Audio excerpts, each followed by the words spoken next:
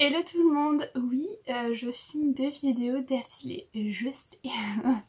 J'espère que vous allez bien, que vous passez une bonne journée. Aujourd'hui je reviens pour vous parler d'un des examens qu'on fait quand on suspecte une endométriose digestive. Donc en fait, quand on a de l'endométriose, on a différentes façon de l'avoir, si vous voulez. Moi, j'ai de l'endométriose profonde, donc ça veut dire qu'elle touche mes organes en profondeur.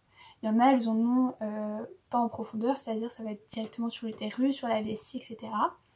Et donc quand on a de l'endométriose profonde, ça peut toucher les organes qui sont au fond, c'est-à-dire le rectum, l'intestin, etc.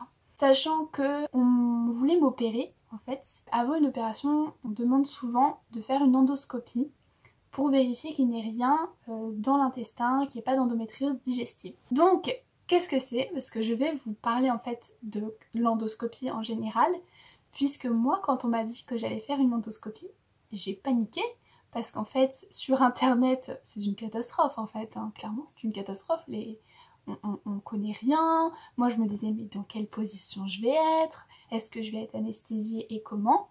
Donc, je vais tout vous expliquer. Déjà, on va commencer par qu'est-ce que l'endoscopie? Voilà, je pense que c'est un bon début. En fait, l'endoscopie, c'est le fait qu'on va vous introduire quelque chose donc, dans le rectum. Donc on va passer par l'anus, etc. Oui, c'est super glamour. C'est sous forme d'échographie ou avec une petite caméra en fait.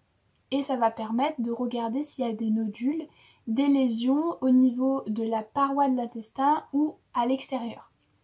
Donc s'il y a des lésions, s'il y a des nodules, ça veut dire que vous avez de l'endométriose digestive. Donc moi on m'a dit ça, je me suis dit ça va pas être possible. Je me suis dit non, non, je veux pas. On m'a dit mais t'inquiète pas, ça sera sous anesthésie, etc. Ce qui est vrai, donc en fait vous allez avoir différentes possibilités. Donc moi je parle vraiment pour les filles qui ont de l'endométriose, mais sinon ça peut être un peu différent en fait. Parce que moi on m'a dit vous avez de l'endométriose qui est douloureuse, du coup on va vous mettre une anesthésie générale, entre guillemets, parce qu'en fait c'est pas une anesthésie générale au point où on vous entube, ça va être, on va vous mettre un petit cathéter, un produit qui va vous endormir et vous allez vous réveiller naturellement. Donc moi j'appelle ça une anesthésie générale, mais bon c'est relatif en fait. Avant de faire ça, vous allez devoir avoir un rendez-vous d'anesthésiste, parce qu'en fait il y en a, ils vont juste donner un petit truc qui va vous shooter mais vous ne serez pas endormi, vous voyez ce que je veux dire? Moi on m'avait dit vous serez vraiment endormi parce que vous avez une endométriose douloureuse, donc si on insère quelque chose dans le rectum, on peut vraiment vous réveiller des douleurs. Donc moi de toute façon j'étais très heureuse, je ne voulais absolument pas me souvenir de cet examen, donc ça m'allait très bien. Donc avant ça j'ai dû faire un rendez-vous d'anesthésiste par téléconsultation. Donc pour ma part j'ai fait mon endoscopie à l'hôpital des Peupliers à Paris, qui était très bien. On dit endoscopie mais il y en a qui disent autre chose, il y a un autre nom pour endoscopie en fait, mais je me rappelle plus. Pour vous préparer à cet examen, il va falloir faire des lavements, voilà. Il n'y a rien de glamour à ça, et c'est d'ailleurs pour ça que je fais cette vidéo, parce que non, c'est vraiment pas glamour. Et je suis désolée, quand vous êtes obligé de faire cet examen, vous vous confrontez à la réalité, vous dites mais de toute façon j'ai pas le choix. Et quand j'ai cherché des vidéos, etc., il n'y en a pas, parce que soi-disant c'est sale, etc., mais je veux dire c'est des examens où quand vous êtes malade, vous êtes obligé de les faire. Et ça peut arriver à n'importe qui hein, de faire une endoscopie. Donc je vais vous parler de ça, oui. Donc du coup, on va vous donner du Normacol, je crois que ça s'appelle comme ça. Donc c'est des petites bouteilles qui sont grandes comme ça, c'est 300 ml. Oui, c'est très beaucoup, c'est beaucoup. Avec une pipette. Et pour faire des lavements anneaux en fait. C'est très bizarre, je vous le cache pas, c'est très bizarre mais ce n'est pas douloureux. Pour ma part ça n'a pas été douloureux. Quand vous devez le faire, vous devez être en position allongée. Faut vous détendre, respirer, de toute façon dites-vous c'est un mauvais moment à passer, ça va passer. Donc après ça vous fait aller aux toilettes. Donc vous devez le faire. Pour ma part, mon examen était le matin à 11 h. J'ai dû le faire la veille. Ensuite, le lendemain matin, je devais manger avant 8 h et me refaire un lavement 3 heures avant l'examen. Donc vous inquiétez pas, relaxez-vous, ça va aller.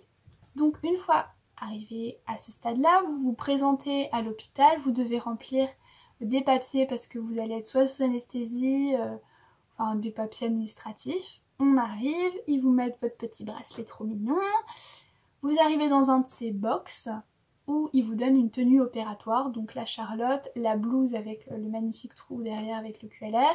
Vous devez enlever forcément votre culotte ou votre caleçon et ne gardez absolument rien sur vous. Ils vous emmènent dans une petite salle où ça fait un peu salle d'échographie. À ce moment-là, moi on m'a perfusé, enfin on m'a mis un cathéter en fait, c'est pas perfusé, c'est mis un cathéter. Je suis rentrée dans la salle, on m'a posé des électrodes, puisqu'en fait vous êtes sous anesthésie, il faut vérifier que vous êtes vivant. Donc on met les électrodes, ils vous prennent votre tension. On m'a mis un masque à oxygène, c'était de l'oxygène, hein, c'était pas de l'anesthésie, c'était de l'oxygène pour bien respirer parce que j'étais un peu stressée. J'étais en fait très gênée de faire cet examen parce que je me suis dit pendant que je vais dormir on va m'insérer quelque chose dans mon intestin et c'est pas quelque chose que j'ai trop envie de faire. Mais encore une fois, je sais que c'est tabou, mais je suis là pour en parler parce que c'est des choses qui arrivent dans la vie et il faut en parler. Donc à partir de là, on m'a dit on va vous injecter le produit.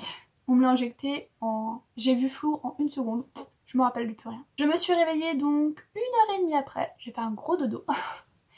Dans une salle de réveil, c'est un peu flou pour moi, je ne pourrais pas trop vous dire. Donc on m'avait enlevé le masque à oxygène quand je me suis réveillée. Après on m'a mis dans un petit box pour quand je me réveille. Je n'ai eu aucune douleur, vraiment aucune douleur. Moi je me suis dit je vais avoir mal, je sais pas. Et non, pas du tout, j'ai pas eu mal. Donc j'ai eu un peu de mal à me relever. Vous précipitez pas, hein. Si vous le sentez pas, vous relevez pas trop vite. On vous donne un petit truc à manger pour que ça aille mieux. Et quelques heures après, en fait, ça dépend le médecin quand il est disponible, on vous convoque, lui il a les photos, et voilà. Et là il vous dit comment s'est passé l'examen. Donc l'examen de l'endoscopie dure entre 10 et 15 minutes, c'est assez rapide, hein. Ils font une sorte d'échographie ou alors avec la caméra à l'intérieur pour voir s'il y a des lésions. Il n'y a rien de plus compliqué. Mais je sais que psychologiquement ça peut être très compliqué. Vous savez à peu près maintenant comment ça marche, comment ça se passe. N'hésitez pas à poser plein de questions à votre médecin. Si vous avez peur, dites-le. Comme ça ils peuvent vous donner un petit calmant avant parce que moi, pour vous dire, je suis arrivée et mon cœur était à 130, j'étais à fond. De toute manière, si vous êtes sous anesthésie comme moi, vous n'allez rien sentir. Après peut-être qu'il peut y avoir des petites variantes, mais sincèrement c'est... pas un examen qui est de base douloureux, c'est juste compliqué parce que on passe par des zones qui sont pas évidentes et si on est réveillé sous le coup du stress on peut contracter quoi. Je peux comprendre que ce soit difficile psychologiquement de se dire on va faire ça. Pendant l'examen on m'a dit, en fait on était sur le côté et c'est comme ça qu'ils faisaient l'examen. Bon bah j'espère qu'en tout cas ça vous aura aidé ou au moins éclairé si vous devez passer ce genre d'examen parce que voilà on n'en parle pas beaucoup. Donc voilà, je vous fais de gros bisous et à la prochaine, bye!